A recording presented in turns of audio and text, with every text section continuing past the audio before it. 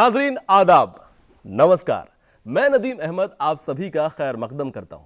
हमारे प्रोग्राम गुफ्तगू में आज हमारे साथ मौजूद हैं एक खास मेहमान जिन्होंने अपने मजबूत इरादे से अपने ख्वाबों को हकीकत में बदला है। जी हाँ, ये हैं National Institute of Science technology and Development Studies और National Institute of Science Communication and Information की director doctor Ranjana Agarwal. Doctor Ranjana Agarwal एक ऐसा नाम जिन्होंने अपने मजबूत इरादे और हुनर की बदौलत अपना एक खास मकाम बनाया। मैडम के ज्वाइन करने का ये जो कार्यकाल है पिछले 1.5-2 साल का, इसमें हमें बहुत ही ज़्यादा फ़ायदा हुआ है और मैडम की ये जो कुशल नेतृत्व की क्षमता है, इसमें हम बहुत ही इसकी सराहना करते हैं और इसमें विश्वास रखते हैं और आगे भी हमें लगता है कि उनके नेतृत्व में हमारा संस्थान दिनों दिन तरक्की करेगा। उन्होंने कुरुक्षेत्र यूनिवर्सिटी से केमिस्ट्री में पीएचडी की डिग्री हासिल की और कैम्ब्रिज जैसी मशहूर यूनिवर्सिटी से पोस्ट डॉक्टरल रिसर्च करने के बाद कुरुक्षेत्र यूनिवर्सिटी को बतौर केमिस्ट्री प्रोफेसर और वुमेन स्टडीज रिसर्च सेंटर की डायरेक्टर के तौर पर ज्वाइन किया। यही नहीं, उन्होंने ट्रिनिटी कॉलेज डबलिन आयरलैंड और यूनिवर्सिटी ऑफ ट्रिस्टी इटली जैसे यूरोप के मशहूर लैब्स में काम भी किया। मैडम ने बहुत सारे नए प्रोजेक्ट्स लिए हैं। एक प्रोजेक्ट पे मैं जिस पे काम कर रही हूँ वो है जेंडर इन स्टेम, मतलब साइंस टेक्नोलॉजी इंजीनियरिंग मैथमेटिक्स, जो मैडम ने इनिशिएट किया। I have taken it up और मुझे लगता है इससे विमेन के लिए काफ़ी विमेन साइंस स्ट्रीम में और आकर्षित होंगी इस प्रोजेक्ट को हम जो ले रहे हैं और जो कर रहे हैं, और CSIR के एफर्ट्स इसमें काफ़ी रहेंगे हमारे इनपुट्स के बाद, मुझे लगता है। बहुत अच्छा एक्सपीरियंस है मैडम के साथ काम करने में। घर परिवार और ऑफिस में बेहतर तालमेल बिठाते हुए वो आजकल National Institute of Science technology and Development Studies और National Institute of Science Communications and Information Resources की डायरेक्टर के तौर पर इन कामों को बखूबी अंजाम दे रही हैं। तो रंजना अग्रवाल जी, बहुत बहुत स्वागत है आपका हमारे इस खास प्रोग्राम में। बहुत बहुत धन्यवाद नदीम जी।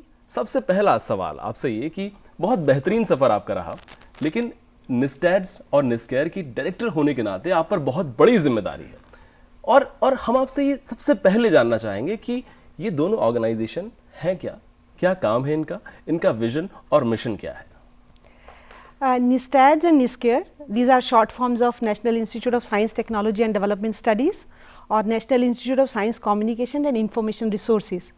These are two institutes of CSIR. So we are working under a big umbrella of CSIR, Council of Scientific and Industrial Research. मुझे ये बताते हुए बड़ा गर्व होता है कि CSIR के पूरे भारतवर्ष में 38 इंस्टीट्यूट्स हैं जहाँ पे विभिन्न विज्ञान और तकनीकी के क्षेत्र में कार्य हो रहा है। तो निस्टैड्स और निस्केयर उन्हीं 38 में से 2 शोध संस्थान हैं जिन्होंने राष्ट्रीय स्तर पर ही नहीं अंतर्राष्ट्रीय स्तर पर अपनी पहचान बनाई है। और ये दोनों ही इंस्टीट्यूट्स मुझे कहने में कोई झिझक नहीं है, बाकी 36 इंस्टीट्यूट से अलग हैं। बाकी 36 इंस्टीट्यूट्स में अगर आप देखेंगे तो केमिस्ट्री में, फिज़िक्स में, एरोस्पेस में, ओशियन में, you name anything, basically experimental काम हो रहा है। लेकिन जो निस्टैड्स है, मैं पहले उसके बारे में कहती हूँ, फिर मैं निस्केयर पे आती हूँ। निस्टैड्स में बेसिकली हम सोशल साइंसेस को साइंस और टेक्नोलॉजी के साथ इंटीग्रेट कर रहे हैं। तो ये एक अपने आप में एक ऐसा ऑर्गेनाइजेशन है जो एक ब्रिज का काम कर रहा है। अदरवाइज अगर आप देखें, साइंस और टेक्नोलॉजी अलग डोमेन में काम कर रहे हैं और सोशल साइंसेस अलग डोमेन में काम कर रहे हैं। हमने 2 वर्टिकल खड़े कर दिए हैं। तो हमारा इंस्टीट्यूट जो है वो इंटरफेस में काम कर रहा है science, technology and society. Science and technology intervention से हम सोसाइटी को कैसे हेल्प कर सकते हैं। We do all kind of studies. Society की क्या क्या ज़रूरतें हैं जिनको हम मैप करते हैं, मेजर करते हैं और फिर हम एडवोकेसी पॉलिसी सरकार को देते हैं या CSIR को देते हैं कि आगे आने वाले समय में विज्ञान और तकनीक की क्या दशा और दिशा होनी चाहिए। तो मुझे लगता है ये एक बहुत इंपॉर्टेंट रोल निस्टैड्स कर रहा है। आप इसको थिंक टैंक लैब कह सकते हैं और ये अपने आप में भारत में आपको ऐसी बहुत कम संस्थाएं मिलेंगी जो इस तरह का काम करती हैं। और जब ये शुरू हुआ था आज से 40 साल पहले, तो ये अपने आप में पहला इंस्टीट्यूट इस तरह का था। और अभी हमने 30 सितंबर को इसका 40वां स्थापना दिवस मनाया है। अब मैं आती हूँ निस्केयर पे। आप देखिए, समाज को ये जानना बहुत ज़रूरी है कि साइंस और तकनीक में क्या हो रहा है। तो एक कम्युनिकेशन होना बहुत ज़रूरी है। अदरवाइज़ आप कितना भी बड़ा आविष्कार करें, आप कितना भी बड़ा शोध करें, अगर वो समाज तक नहीं पहुंच रहा तो मुझे लगता है एक गैप है। बिल्कुल। तो ये जो निस्केयर है, जैसे नाम से ही पता चलता है, साइंस कम्युनिकेशन, तो हम कम्युनिकेट करते हैं विभिन्न माध्यमों से, जैसे कि स्कॉलरली पब्लिकेशंस, जहाँ पे हम साइंटिस्ट से बात कर रहा है, उस तरह का चैनल हमारे पास है। फिर हम दूसरी तरह से पॉपुलर मैगजीन्स, जैसे कि एक आम जन समझ सके कि साइंस एंड टेक्नोलॉजी क्या है, ताकि एक साइंटिफिक टेम्पर डेवलप हो सोसाइटी में। उसका बहुत ज़रूरत है आज के समय में, जबकि हम जब से भारत आज़ाद हुआ तब से साइंटिफिक टेम्पर की बात कर रहे हैं। तो साइंस कम्युनिकेशन में हम ये साइंटिफिक टेम्पर डेवलप करने की बात कर रहे हैं। Then reaches to the school children, आप कैसे अच्छी भाषा में, सरल भाषा में, ताकि बच्चों को ये जो साइंस और टेक्नोलॉजी का खौफ है ये निकलना शुरू करे। तो हम इस तरह के विभिन्न कार्यक्रम करते हैं कि हम साइंस कम्युनिकेशन को हर लेवल पे लेके जाएं। आसान भाषा में ये समझना चाहूँगा, आपने कहा कि साइंस और सोशल साइंस के बीच में एक संबंध बना रहे हैं और साथ में मिलकर काम कर रहे हैं। मतलब किस तरह से रूरल इंडिया में काम किया जा रहा है, किसानों के लिए काम किया जा रहा है, मैं सोसाइटी के आपको लिए कुछ एक एग्जांपल देती हूँ। देखिए, सामाजिक क्षेत्र बहुत बड़ा है, तो इसीलिए निस्टैड्स की भी कोई सीमा नहीं है। आप चाहे पर्यावरण ले लीजिए, आप चाहे शिक्षा ले लीजिए, आप चाहे MSME ले लीजिए, आप चाहे हेल्थ केयर ले लीजिए, तो you name anything and there is need for S&T interventions. तो मैं एक छोटा सा आपको एग्जांपल अभी बताना चाहूँगी कोविड को लेके, जो अभी हमारा रिसेंट जो हमने इनिशिएटिव शुरू किया है। आप सबने देखा होगा कि जब कोविड आया और जब 3 हफ्ते का लॉकडाउन शुरू में था, तो हमारे बहुत से मजदूर भाइयों ने शहरों से गांवों की तरफ पलायन करना शुरू किया। तो एक ये बहुत बड़ी चिंता कि जब ये लोग अपने गांवों में जाएंगे तो इनकी जीविका का क्या साधन होगा, कैसे ये लोग वहाँ पे सरवाइव कर पाएंगे, क्योंकि कुछ लोगों के पास खेती है, कुछ लोगों के पास खेती के लिए भी ज़मीन नहीं है।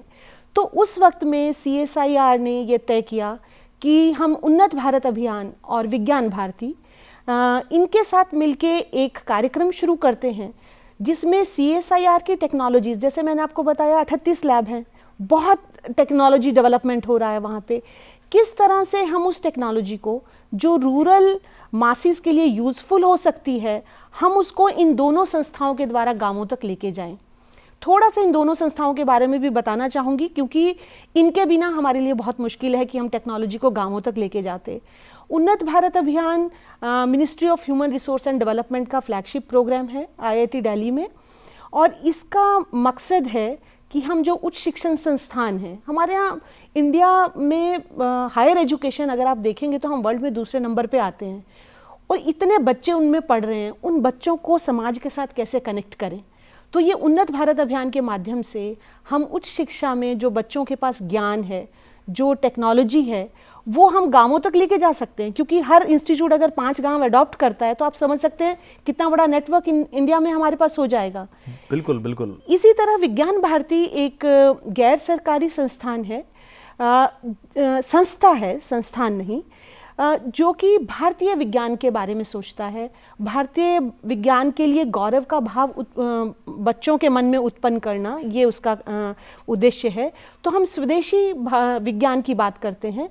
उनका भी पूरे भारतवर्ष में अपना एक अच्छा नेटवर्क है, उनके ग्रास रूट लेवल पे वर्कर्स हैं। तो CSIR अपनी टेक्नोलॉजीज उनके माध्यम से गांवों तक लेके जाएगा। तो ये एक सोसाइटी का कनेक्ट मैं आपको बताना चाह रही हूँ, that how we can connect with society, and NISTADS is the nodal agency for that. लेकिन एक सवाल आपसे ये भी कि हुकूमत का इसमें कितना बड़ा रोल रहता है, किस तरह से सरकार, गवर्नमेंट सपोर्ट करती है? ये बताते हुए मुझे बड़ा गर्व होता है कि CSIR के जो अध्यक्ष हैं, प्रेसिडेंट हैं, वो हमारे माननीय प्रधानमंत्री जी हैं, श्री नरेंद्र मोदी जी। तो आप ये भी जानते हैं कि उनका उन लोगों से जो अंत्योदय की जब हम जैसे बात करते हैं और जिनके पास कुछ नहीं पहुंच रहा, उनके लिए उनके मन में कितनी वेदना रहती है। आप कभी भी उनको सुनेंगे तो उनका एक यही होता है कि कैसे साइंस एंड टेक्नोलॉजी उन लोगों तक पहुँचे, उनका लाभ जिनको सबसे ज़्यादा ज़रूरत है।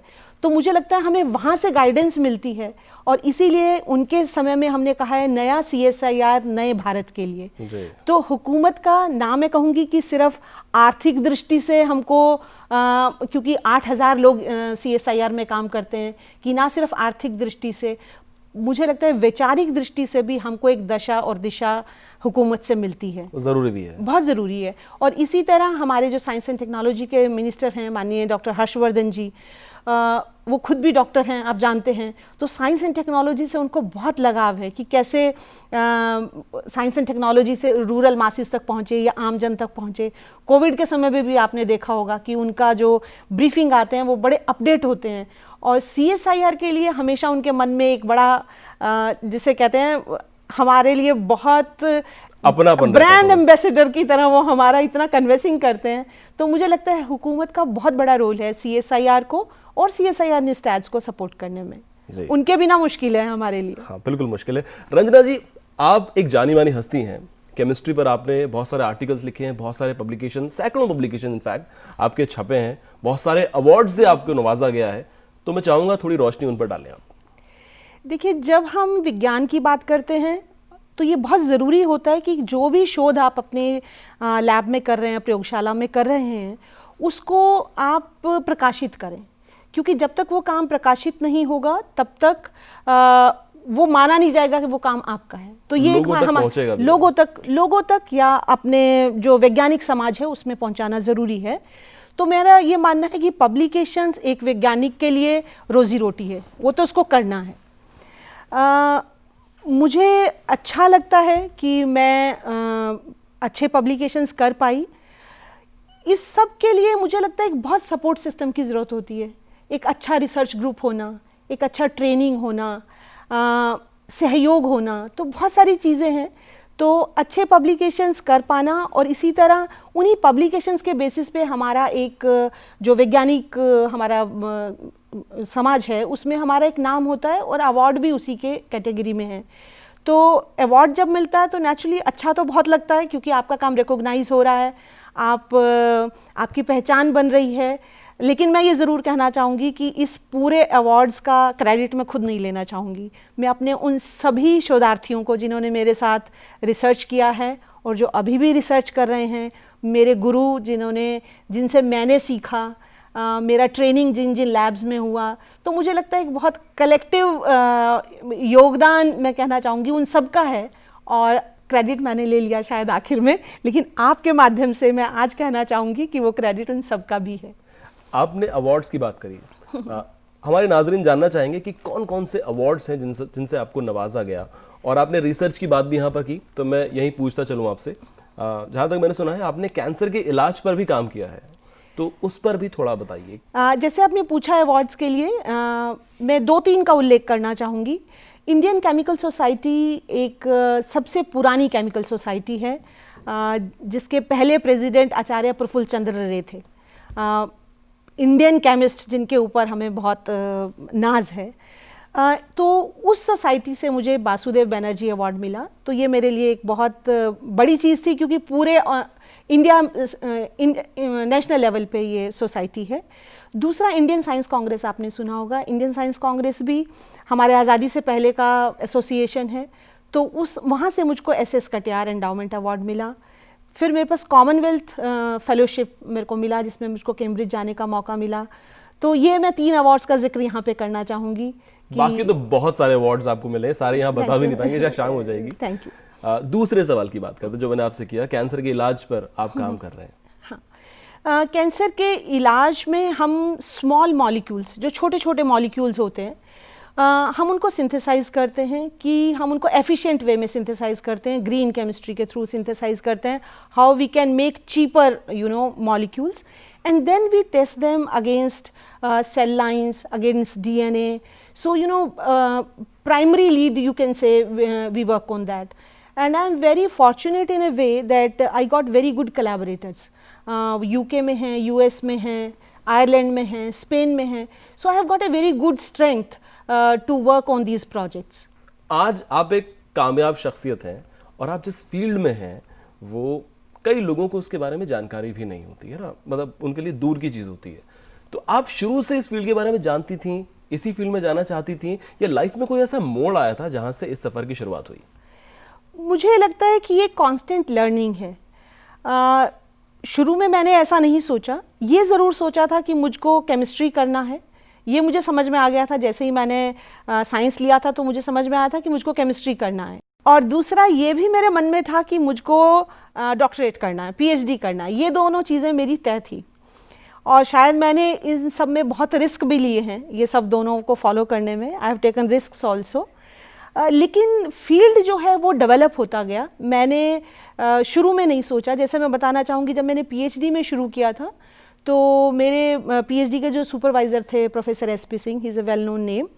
तो उस वक्त उन्होंने आप जानते होंगे गेंदा, टैजेटस इरेक्टा हम उसको कहते हैं, गेंदे का फूल, तो उससे कुछ एक्सट्रैक्ट किया था केमिकल कंपाउंड। तो उसको जब सूरज की रोशनी में वो टॉक्सिक हो जाता है तो उसको हम फोटोटॉक्सिक कहते हैं। अगर वैसे नॉर्मल उसमें रखेंगे तो वो टॉक्सिक नहीं है। तो वहाँ से मैंने शुरू किया। तो हम मॉस्किटो लार्वी पे काम करते थे। मैंने अपनी पीएचडी थीसिस में करीबन 100-150 कंपाउंड उस तरह के बनाए थे।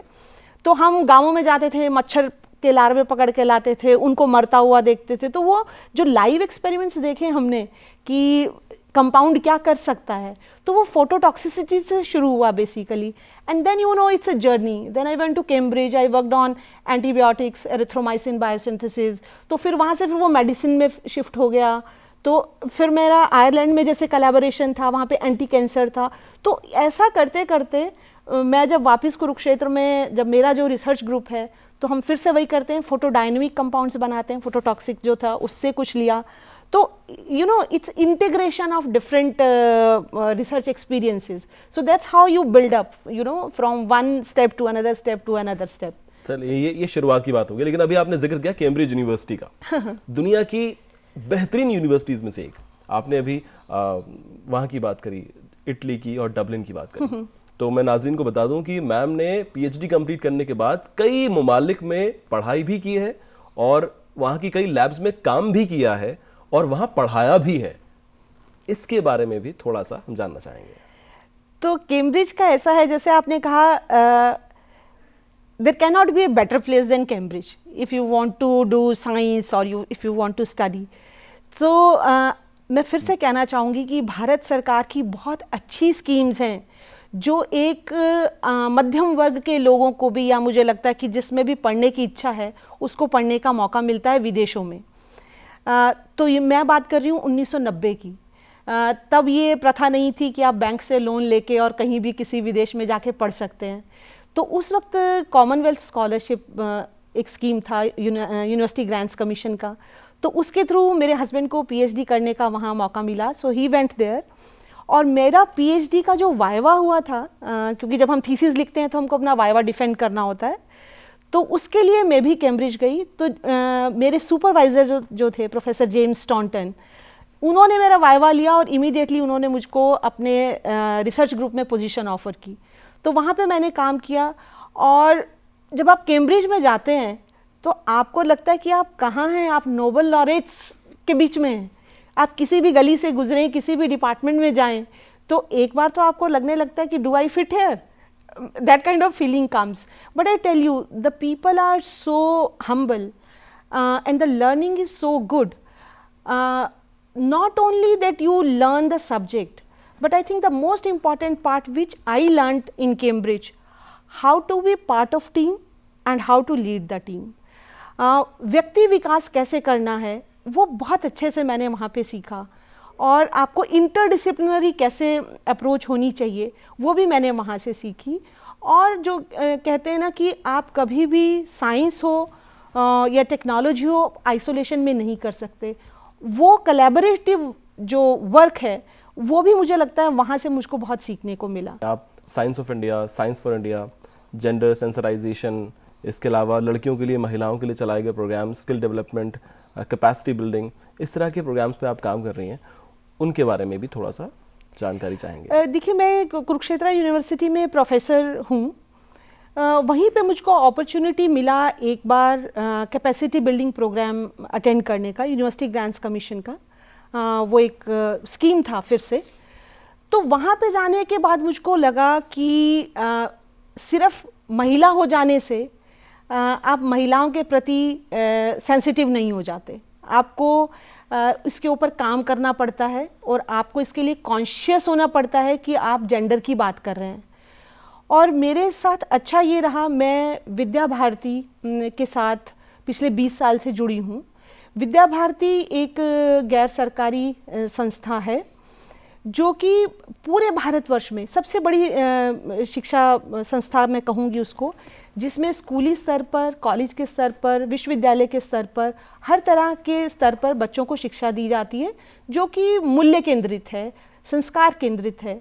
तो कुरुक्षेत्र में बहुत से स्कूल हैं जो कि गीता स्कूल के नाम से चलते हैं, गीता निकेतन हो गया, श्रीमद् भगवत गीता हो गया। तो मुझको अपॉर्चुनिटी मिली इन सब स्कूलों के साथ जुड़ने की। तो उसमें एक स्कूल जिसमें मैंने सबसे ज़्यादा काम किया वो था गीता कन्या विद्यालय।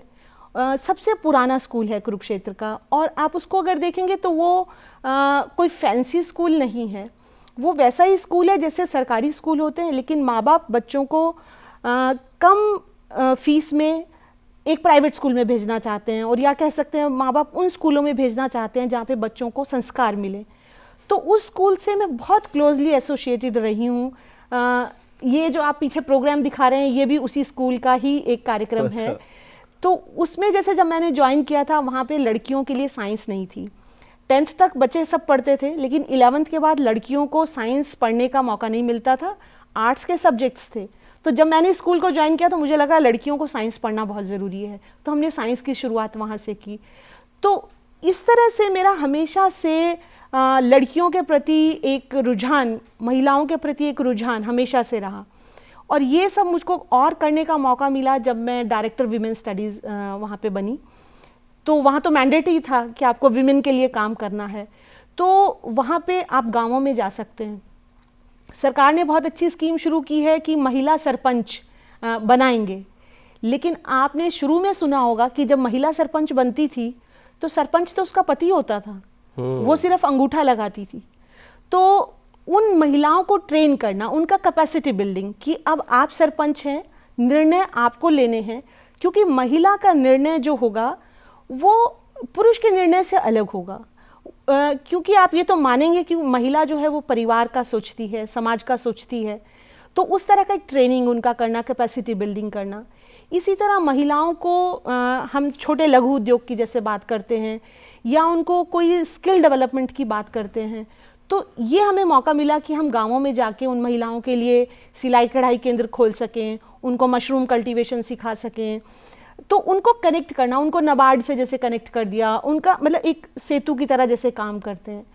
दूसरा हमारा जो सबसे इम्पॉर्टेंट और मैं कहूँगी कि ये एक बहुत अच्छी चीज़ जो मैं कर पाई वो ये था कि यूनाइटेड नेशंस ने ये महसूस किया कि महिलाओं की संख्या साइंस एंड टेक्नोलॉजी में बहुत कम है। तो उन्होंने international day for women and girls in science शुरू किया। तो हम इसको इंस्टीट्यूशनलाइज कर पाए कुरुक्षेत्र में। थोड़ी ज़ाती ज़िंदगी पर भी आपकी बात करना चाहेंगे। आपके हस्बैंड वाइस चांसलर हैं और आप भी वर्किंग हैं, तो कैसे तालमेल बैठा पाती हैं आप घर में और ऑफिस में? ये बड़ा अच्छा सवाल पूछा है। ये तालमेल हम दोनों बिठाते हैं। अच्छा। मैं अकेले नहीं बिठाती। और उसका सबसे बड़ा मुझे लगता है कारण ये है कि हम दोनों ने पीएचडी शादी के बाद की है और हम दोनों कैम्ब्रिज में थे। तो मुझे लगता है हम दोनों साथ साथ बड़े हुए हैं। तो जब साथ साथ बड़े हुए हैं, अंडरस्टैंडिंग बहुत ज़्यादा है। अंडरस्टैंडिंग भी ज़्यादा है, फिर हम एक दूसरे की दिक्कत भी समझते हैं, क्योंकि जब आप एक ही रास्ते पे चलते हो तो एक ही रास्ते पे आपके पास जो परेशानियां आती हैं, जो मुश्किलें आती हैं, तो आप रियलाइज़ कर सकते हो। तो मुझे लगता है कि वो चीज़ रही जिससे हम दोनों एक दूसरे की फील्ड को रिस्पेक्ट भी करते हैं, एक दूसरे की वर्क भी अप्रिशिएट करते हैं। तो इसलिए मुझे लगता है हमें उस तरह का कभी प्रॉब्लम हुआ नहीं। आपकी फैमिली में और कौन कौन है? मेरी एक बिटिया है और एक बेटा है। अच्छा। और मैं ये भी जानना चाहूँगा, लोग जानना चाहेंगे कि खाली वक्त में, वैसे तो आप बहुत मसरूफ़ रहते हैं आई एम श्योर, जो वक्त मिलता है उसमें क्या करते हैं? शौक है, कोई हॉबी है? तो मुझे फुर्सत में खाना बनाना बहुत अच्छा लगता है। I enjoy cooking. मुझको अगर कभी भी थकावट वगैरह कुछ लगे तो मुझको लगता है आज कुछ अच्छा बनाते हैं।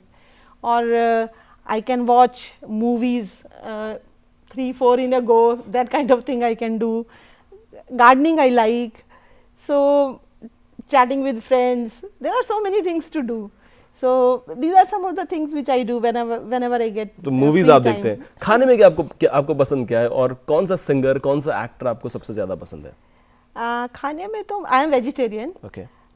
तो मुझको दाल चावल मेरा फेवरेट ऑल टाइम फूड हो सकता है। मतलब if it is there I don't need anything else. कितनी भी बड़ी सेलिब्रिटी से आप बात कर लो, दाल चावल सबका फेवरेट होता है, क्योंकि है ही अच्छा ना।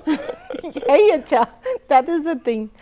और मूवी उसमें पूछेंगे स्टार्स में तो देखिए लता मंगेशकर जी तो हैं ही। चलिए, आपने लता मंगेशकर जी की बात करी है, आपने कह दिया कि आपको गानों का शौक है, तो 2 लाइनें हो जाएं किसी गाने की। मुझको गाने सुनने का शौक है, मैंने ऐसा कभी नहीं कहा मुझको गाने का भी शौक है। देखिए, सिंगिंग वही इंसान अच्छी कर सकता है जिसके अच्छे कान होते हैं, जो अच्छे से सुन पाता है। तो आप ये तो थोड़ा मुश्किल हो गया मेरे good लिए। listener you should have told me, तो मैं तैयारी करके आती। नहीं, वैसे यहाँ पर कोई बहुत बड़ा वो नहीं हो रहा। आप 2 लाइनें जो आपको पसंद, सिर्फ 2 लाइन्स गुनगुना चलो ऐसा सकते हैं। करते हैं, मैं किशोर कुमार का कोई गाना गाती हूँ। बिल्कुल। Kishore Kumar is also my favourite. ये जीवन है, इस जीवन का यही है, यही है, यही है रंग रूप। थोड़े गम हैं, थोड़ी खुशियाँ, यही है, यही है, यही है छाँव धूप। Thank you. क्या बात है मैम, बहुत खूब, बहुत शानदार। आप ऐसे ही कह रहे थे कि मैं नहीं गाती हूँ, तैयारी करके मैं नहीं गाती हूँ। बिना तैयारी के आप इतना अच्छा गा रहे हैं, तो जब तैयारी करके आएंगे तब तो नहीं नहीं। बहुत शानदार। रंजना जी, आपसे जो बातें हुई कमाल था। वक्त कैसे निकल गया पता नहीं चला, लेकिन आखिर में चलते चलते मैं आपसे इतना ज़रूर कहूँगा कि आप कुछ मैसेज देना चाहती हैं नई लड़कियों को, महिलाओं को, या फिर नई नस्ल के बच्चों को, ताकि उन्हें इंस्पिरेशन मिले। हालांकि आपकी लाइफ अपने आप में एक इंस्पिरेशन है, लेकिन फिर भी कुछ कहना चाहती हैं आप? मैं ये ज़रूर कहना चाहूँगी आज के बच्चों को, नवयुवकों को, नवयुवतियों को, कि अपने आप में विश्वास रखें। हार्डवर्क तो करना पड़ेगा, उसके बिना कोई हमारे पास और कोई सॉल्यूशन है ही नहीं और होना चाहिए भी नहीं। So work hard, be sincere, be honest and share things. आज के समय में मुझको, जब भी मैं कोविड के समय में देखती हूँ तो मुझको सबसे ज़्यादा चिंता होती है बच्चों के मानसिक तनाव को लेके। और वो जो शेयरिंग जो हम में ख़त्म हो रहा है, that is very important thing. ये हमारे भारतीय संस्कारों में था। हमारे परिवार जो थे इतने एक दूसरे के साथ घुल मिल जाते थे कि आपको बाहर शेयरिंग की ज़रूरत नहीं पड़ती थी। तो अभी क्या है, बहुत कॉम्पिटिटिव टाइम है, आपको सबसे आगे भी रहना है, लेकिन उस होड़ में आप अपने आप को नहीं खोएं। तो मैं यही चाहती हूँ कि अपने पे विश्वास रखें, अपने माता पिता से, अपने टीचर से, अपने दोस्तों से बात करते रहें। इतना बड़ा जीवन है, छोटे छोटे चीज़ों में मत उलझें, सब वो टाइम निकल जाएगा, आपको पता भी नहीं चलेगा। और इसी तरह मैं लड़कियों को कहना चाहती हूँ कि trust yourself, have faith in you. जब आप में अपने आप वो जागृति आ जाएगी ना, तो समाज अपने आप बदलेगा। रंजना जी, बहुत बहुत शुक्रिया स्टूडियो में आने के लिए, हमसे बात करने के लिए, अपना कीमती वक्त निकालने के लिए। नदीम, शुक्रिया आपका जिन्होंने मुझे मौका दिया यहाँ आने का, बात करने का, ताकि मैं अपने निस्टैड्स के बारे में, निस्केयर के बारे में सबको बता पाऊँ। और अपनी ज़िंदगी के बारे में जो आपने बताया वो बहुत ख़ास था। ये थी रंजना अग्रवाल, जो कि एक जानी मानी हस्ती हैं और इनकी ज़िंदगी से कई लोगों को इंस्पिरेशन मिलती है। तो आज के लिए गुफ्तगू में इतना ही। अगले हफ्ते फिर मिलेंगे इसी वक्त, इसी जगह। तब तक के लिए खुदा हाफिज़।